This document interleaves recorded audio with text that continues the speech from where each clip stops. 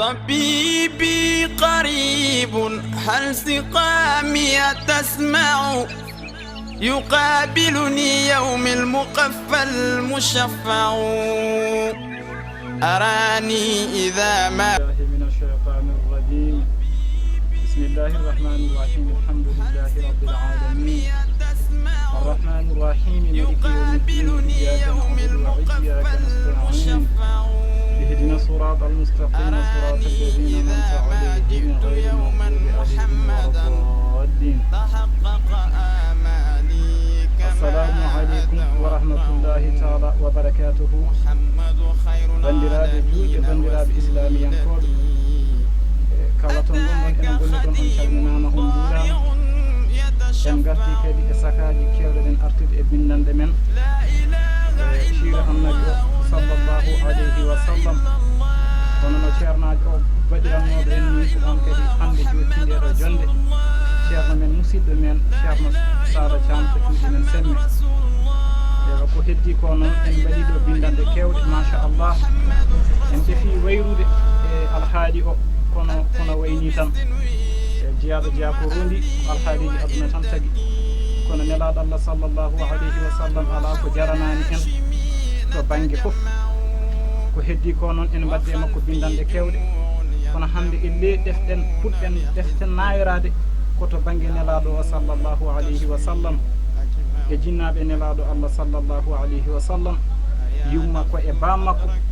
nde taw noon so tawi neɗɗo o tagama o tagrama saabu ma woto yejjimo woto hutomo woto yawmo nelaɗo Allah sallllahu alayhi wa sallam windere nde foof dañira ko saabu annabi o sallllahu alayhi wa sallam ndeka noon neɗɗo jooɗo e sal mum walla jooɗo e télé mum walla wona to woni foof e dunde baba adama hen yawro nelaɗo Allah sallllahu alayhi wa sallam wodi waɗi ko hanani nde taw noon kala mo tagraɗa saabu mum moƴƴin wonka moƴƴe muɗum nde won noon so tawi aduna o yettima to yettiɗo walla wayni ko saabu nelaɗo Allah sallllahu alayhi wa sallam kono cuusa Allah cuusa nelaɗo Allah a heftata seeremɓe men a heftata foof kuccita e aduna o mbiya min de nenam jibinɗomi o yummu nelaɗo ɓurani nenam walla bamu nelaɗo ɓurani babam subhanallah a juumi no feewi en duttoɗen e Allah ceerno men noon hande ceerno Saado minen noon min jiiɗi hande ceerno ko gaddanamin windande hol bamu nelaɗo Allah sallllahu alayhi wa sallam e hol yummu nelaɗo Allah sallllahu alayhi wa sallam nde taw noon neɗɗo ene yawa neɗɗo taw yawri neɗɗo ko wasi andude neɗɗo o neɗɗo kadi ene wasa teddinde neɗɗo o taw wasi teddinde neɗɗo kono ko anda ɗum hamin jiiɗi balla min gartanamin e toɓɓere hol yummu nelaɗo Allah e hol bamu nelaɗo Allah sallallahu alayhi wa sallam ceerno Saado. بدأت بسم الله الرحمن الورى ضرا بلا تمييز الحنازير والكلاب الرحيم اختصت بعض الخلائق ونئم الجنة أورستم التخب الحمد لله فيل الكائنات دليل قاطئ بلا ارتياب يفعل ما يشاء بين الصرى والأولى فيما لا علم لنا من الهجاب يهدينا يا رب في الإسلام ديننا وثبتنا بقول ثابت بلا غلب يا رب ساتر عيوبنا ورفم مماتنا ونور قبورنا ويرسل لنا الجواب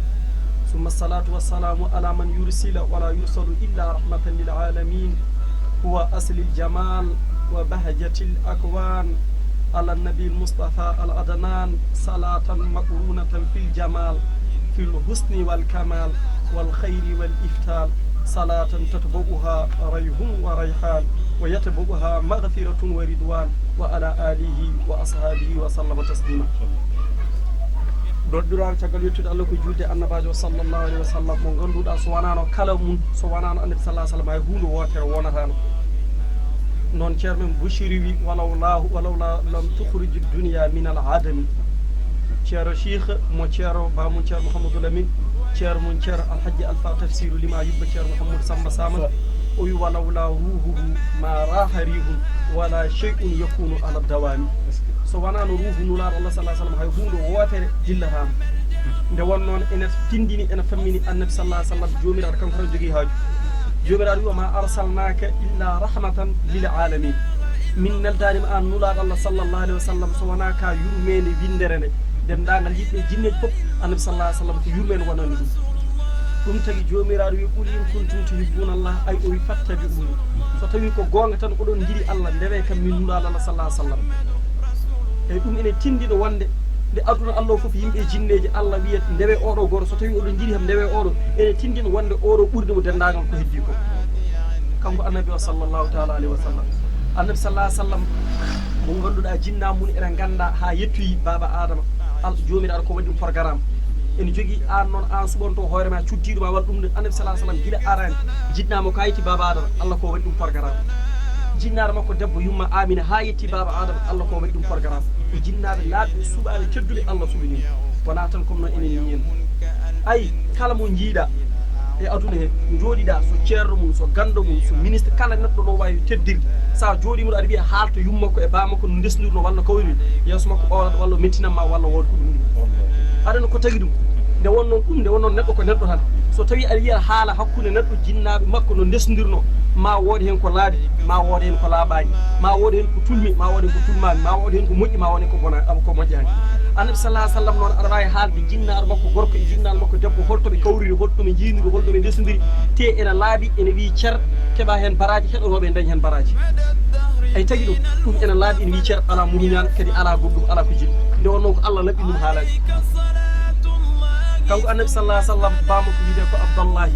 on jibin ɗum ko abdoul moutalib hasim abdoul manaf ɓusay kilaba murrata kaab luway ghalib fihri malik nadar kinanata o husaymata mudrikata ilyas mudar nisar ma adda mam adana mawar jimari wiyen kamɓe to bonge mamakko debbo mawɗo wiyete ko lubna o jibini dabboto jibini umaymatu jibini barroto bintu abdoul uzza barroto bintu abdoul uzza jibini ummi habib jibini barroto bintu awf jibini amina o jibini sayyidina muhammad ara go asko en laaɓi ɗi cer to banggue askoro go asko ene laaɓi cer to banggue askoro jiida e dari wi annabi sallah sallam yummum ɓuurani yummum Moussa Diakhaté o wi annabi sallah sallam jinna makko ɓuurani jinna makko holko haali ɗum konngol wonde o wi jinna makko jibina koye l'islam jinnaɓe annabi sallah sallam jibina he l'islam noon o wi aɗen wona wonde l'islam aɗen hunde foof zaman annabi Isa ɓe hata maɓe arda ɓe jaaɓi won jannoɓe annabi Isa ɓe koye diine munen gonno jinna annabi sallah sallam neɓe garatnone on sa annabi sallah sallam suwa neleɓe nder l'islam oɗo mo gonɗen o arani teddoto neɗɗo jotta ko tan ha reedu mum heewa tan jooɗo ene haala ko anda walla ko alna ɗum gandal joni noon o wi noon annabi sallah sallam jinna makko ɓe hayde o nela gayni mamala jimali haali ɗum e mimi o wi suyuɗi gando goto wiya suyuɗi o wi yummako e bamako wurtinama ɓe mbi ashhadu an la ilaha illallah wa annaka rasulullah caggal ɗum ɓe lelti Allah hokkiri ɗum annabi sallallahu alaihi wa sallam o wi ɗum noon wota haale saabu Allah ene wawi wadde ɗum Allah sifirta Allah wawa ɗum Allah ene wawi ɗum Allah wawa ɗum Allah sifire ɗum Allah inna Allah ala kulli shay'in qadir hunde fof Allah ene hattani wadde nden so tawi o wurtini jinnaɓe makko kuuro gara jaɓa Allah ɗum ko Allah ene wawi ɗum saabu fokkol hunde sabude kay fewnidde neɗɗo so maayi fewnidde ɗum kay ɓuuri neɗɗo mo wonani haybat kuuɗa ɗum ɗum sabu kanko annabi o sallllahu taala alayhi wa sallam bawa makko en kaali ɗum wiɗon ko baba abdallahi yew mbiɗen fakkude baba abdallahi e yumma amina hayɗoɓe kawri mamada jimali haali e mimiya o wi wonde baba abdallahi nde hawre yumma amina hay duuɓi ndeɓe kawri ne mboɗo andi par ce que ɗiɗi mamada jimali haalami o wi wa haza idaka abdullahi sayyidina hadwan ilal hayri nafi dayi wa niqami ay hadwan o wi on saaha baba abdallahi en fandini hadwan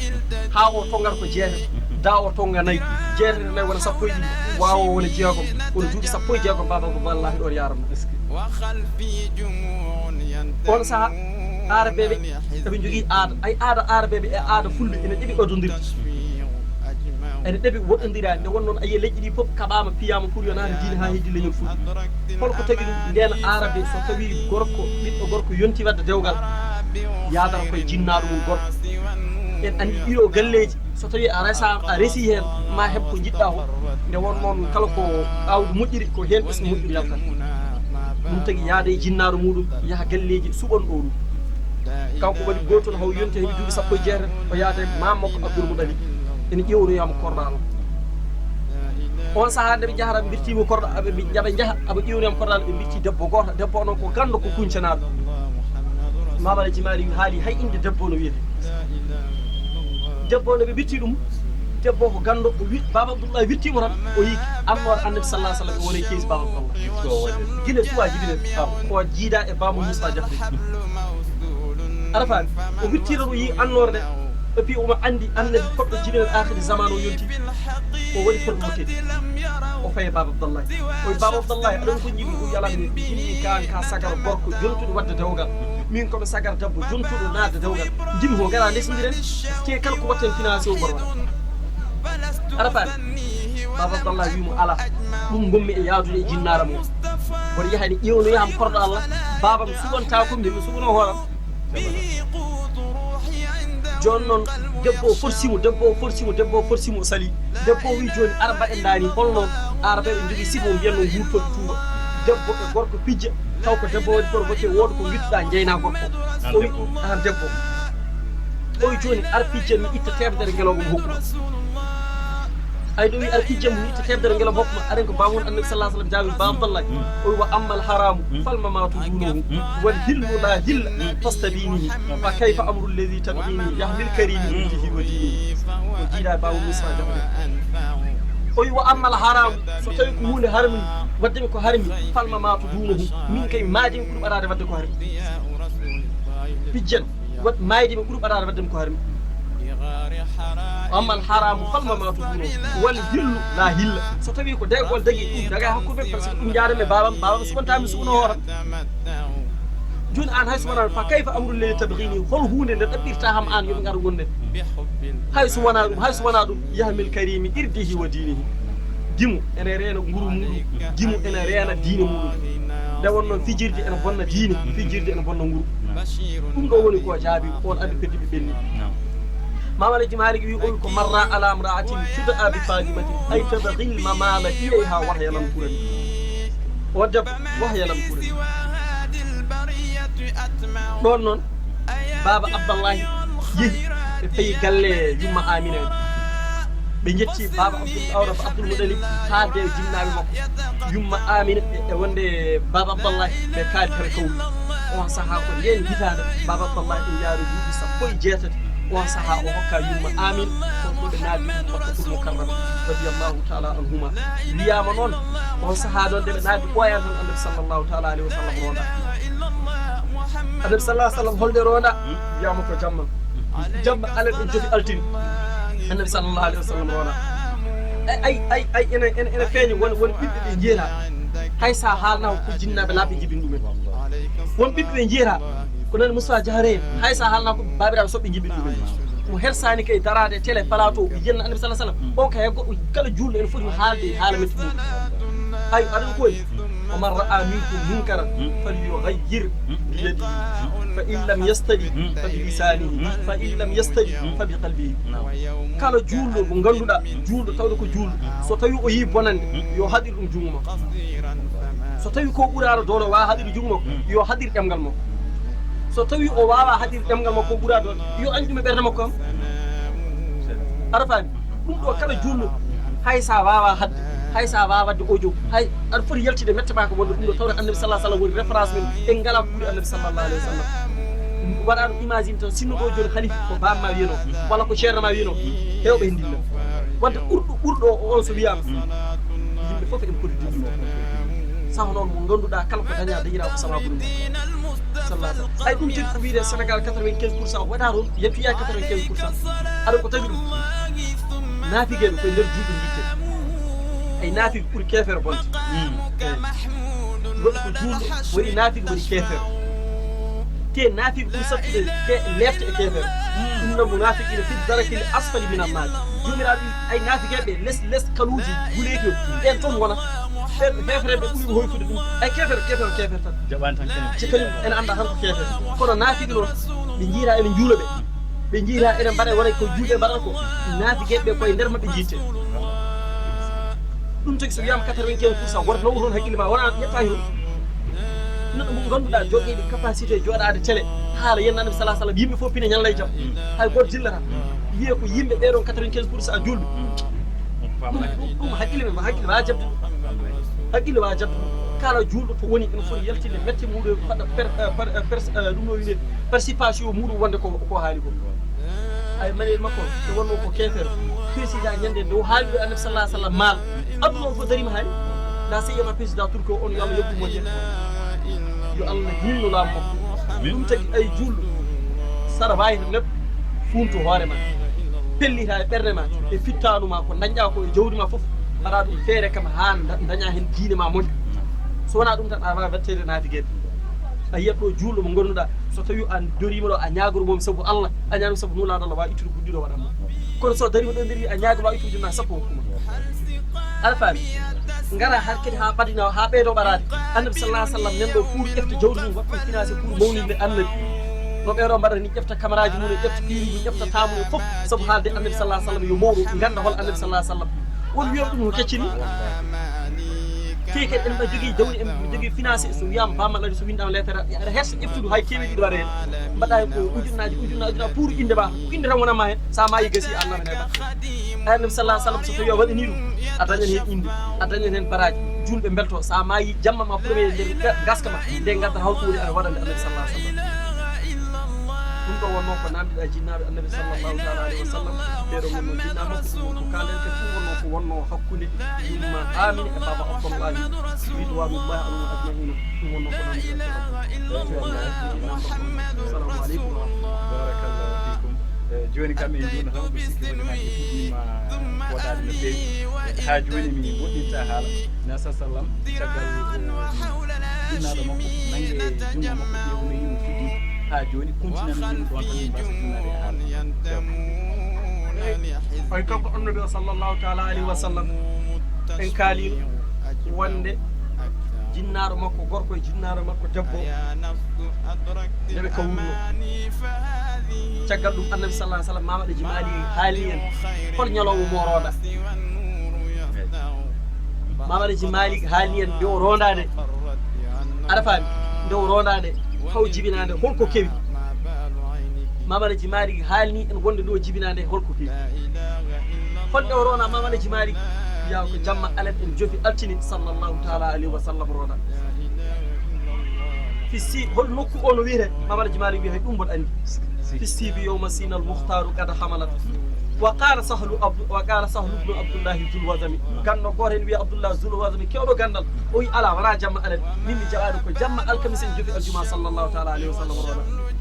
min mbi min pamani o wi ha mboɗo andi ko leylal arufati hala durru fi rajabin summa al munadi yunadi musma il fahim on jamma hayde o rondade wonko kewi yimɓe no gulla ɓeɗo luuha wiyama ko wullannoɓe ɓe ko yimɓe arifine billahi en wiyaɓe ala ko waliyaɓe Allah wiyaɓe ala ko jinneji wiyama ala ko seydeneji wiyama ala ko maleykaji mamadou djimali ma haala yes ko maleykaji gullanno et puis on saaha kala joguiɗo haqqille on saaha kala ko Allah tagui ene nana ko wullango qala al malaiku abwabu sama futiyat kaza jinani wa nuru samsi fil azabina holko biyatno tanabbahu anna nuru khatmi laylakum kada khalla fi qimati min adrahi al qiyam pine holko woni pine onon fof certe ɗo ngol perton girmon annabi akhiru zamanu tillis ko moƴƴi tillisaji annabi sallallahu alaihi wasallam rodam malikaji indi min ganda ko kewi kono kam dendagal asmauji ɗi futiya asmauji ɗi demuɗo ɗum fof gudditama yurmede kasal jinanu futiya dendagal demude aljannaji fof guddita sabu jibine annabi sallallahu alaihi wasallam ñan annabi sallallahu alaihi wasallam jibinade ay liɗɗi maayo kala ko wone maayo rendi sa mawlidi jibinede annabi sallallahu alaihi wasallam puñɗi dow leydi fof dendi sa mawlidi jibinede annabi sallallahu alaihi wasallam anani di joni noon kanko annabi sallallahu alaihi wasallam o ronda holno foti lebbi o ronda ɗum ne kadi luuron woni hen wiyama ko lebbi joyyi wiyama ko lebbi jeegom wiyama ko lebbi jeeɗiɗi wiyama ko lebbi jeetati wiyama ko lebbi jeenayyi kono ɓuuri jeccude ko lebbi jeenayyi sallallahu taala alayhi wa sallam te ay enen ga so tawi neɗɗo rondama neɗɗo so tawi Allah waɗi joom debbo sowima haadama ko jibini lewru premiére ni o yahat o waɗa teste ƴeewe wi aha ka cowi jomum ƴefta carnet lewru fo ne paasi o annem kanko yumma amine holko woni paasgol makko holko woni carnet makko kadi joni mamaɗa jimali haalama suivi wa ja adamu tafsiran wa sisulaha idrisa nuhum wa hudun wal khalil simi summa zabihu kalimullahi kalimatuhu min awwali shahri fi tartibi la tayyib rasulullah lewru premiére baba adama adi arde la ilaha illallah baba adama remo ko wi yumma amin o wi aɗa andimi o wi ala mi andama o wi min woni baba adama par ce que dendagal ko Allah tagno pop koye am yalti kanko adama o wi fam iblis waɗi gofol min mi waɗi gofol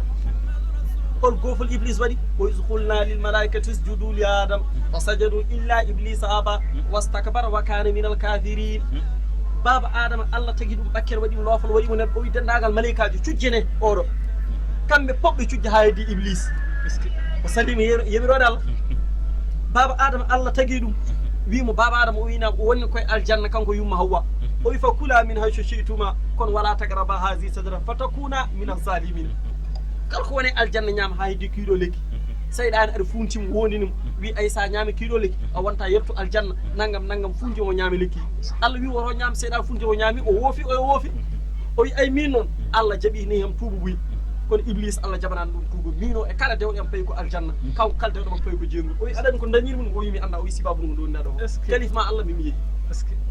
ene wawi noon so tawi mintaji men ne timmi on saaha kadi kuppen ɗo yewtere nde so Allah hokki en aroyde ñande wonde continuen baba adama e hol annabaɓe kiɗo on saaha continuen yimɓe waɗa dawe taw batte hakkillaji mumen ko ɗo toɓɓere yara nde janggo jaam sen garti mbawen continue ɗon eɗen gandi kadi yimɓe ɗe mbatti hen hakkillaji mumen no feewi hewɓe ene kalane ko wayno ko nande musidɗo men Yahaya Thiam kadi yimɓe ene nodde ene haala wonde haqqille mum nan hen o kadi ene yeeɓa ɗum kadi ne wonnoon Samba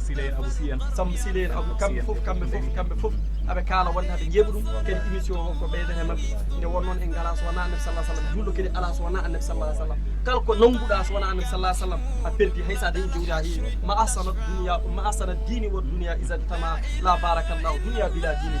Allah de moƴƴini jogiiɗo aduna o ƴeewi aduna ho dañino wuurde kadi o jogii diine moƴƴo o jeemarama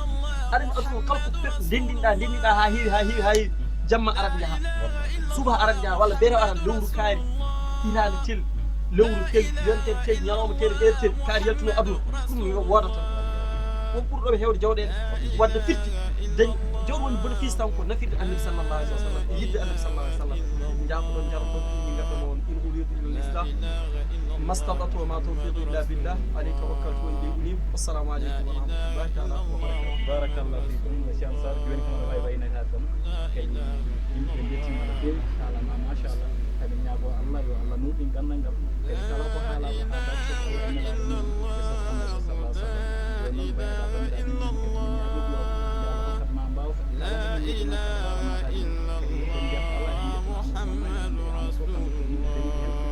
kala ndaaro ɗo ndago